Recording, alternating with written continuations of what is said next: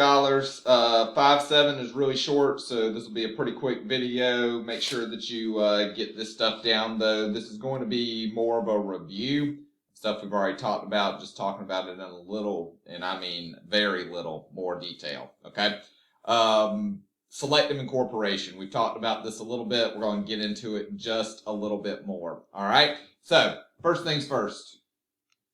We got to remember from Unit 1, we talked about old federalism, all right? And as you can see here, in 1833, the Supreme Court is going to reestablish that the Bill of Rights strictly applies to the federal government and that states are free to enforce laws that restrict those rights, okay? Now, obviously, we know that later on, or what's coming soon, not in 1833, but about 34 years later, 33 years later, is the 14th Amendment. And with the Due Process Clause in the 14th Amendment, we start to incorporate those Bill of Rights into, so that, and by incorporate them, I mean make it so that states are no longer allowed to restrict those rights, okay? But remember, it's selective. So, let's keep on going down here.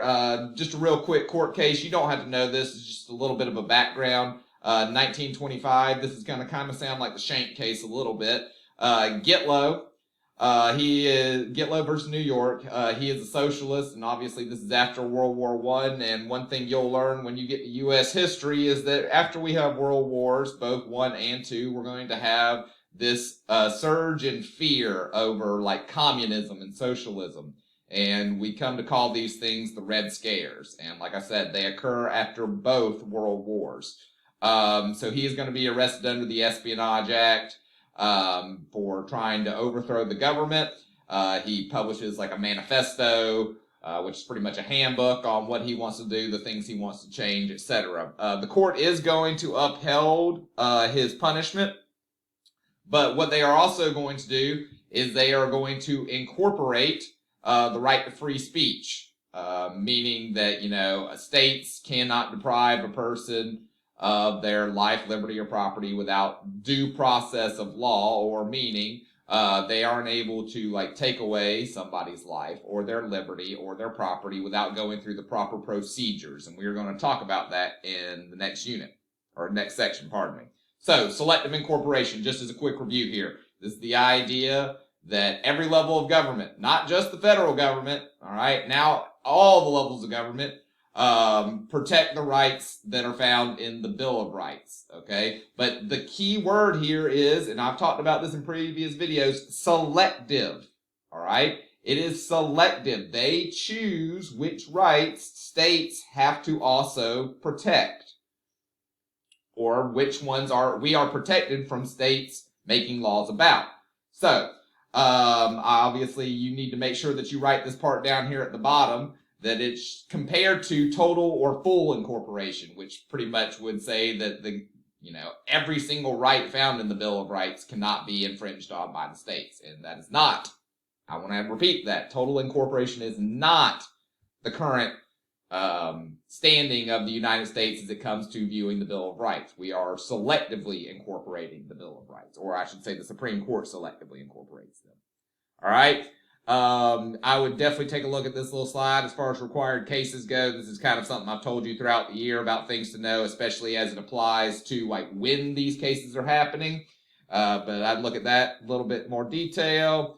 And obviously we've seen this chart before. You do not have to write this entire chart. You don't have to really write any of it. This is just showing you which of the Bill of Rights have been selectively incorporated. And obviously you can see from it that there are some that have not. All right.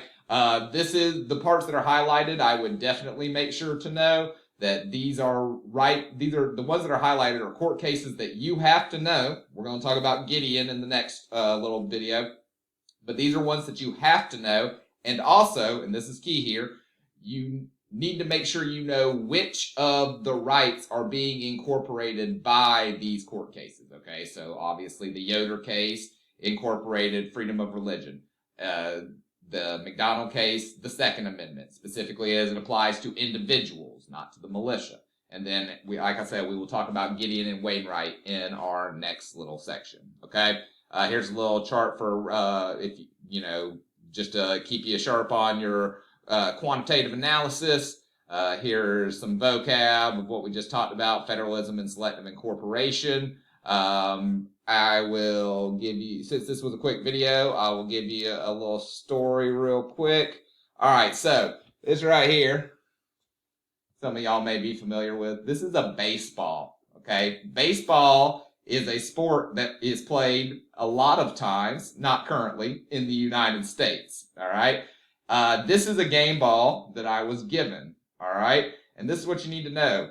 This is the game that I had that earned me a game ball. My first at-bat, I got beamed. For those of you who are not baseball people, what that means is I got HBP, hit by a pitch, okay? So I got hit by a pitch. In that same game, I committed a fielding error at third base. I committed a throwing error from left field. I struck out and I hit into a double play. Now, you may be asking yourself, how do you get a game ball if this happens? And it's very simple, y'all. I got this game ball because it was my 12th birthday. So, this is what I'm going to tell you. You got to make sure that you understand that there are some things that are in your control, and there are some things that are out of your control. And sometimes you get rewarded for the things that you do, and sometimes you get rewarded just for showing up. I love y'all. Hope you have a wonderful day.